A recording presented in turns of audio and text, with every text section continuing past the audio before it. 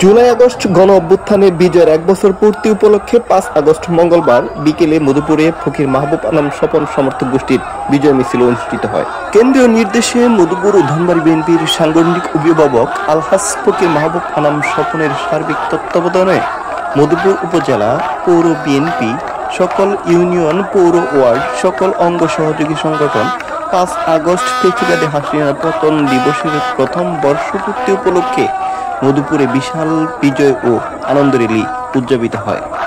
র্যালিটি মধুপুর রানী Bhabani pilot উচ্চ বিদ্যালয় মাঠ প্রাঙ্গণ থেকে বাসস্ট্যান্ড চত্বর হয়ে মধুপুর সরকারি হাসপাতাল রোড প্রদক্ষিণ করে।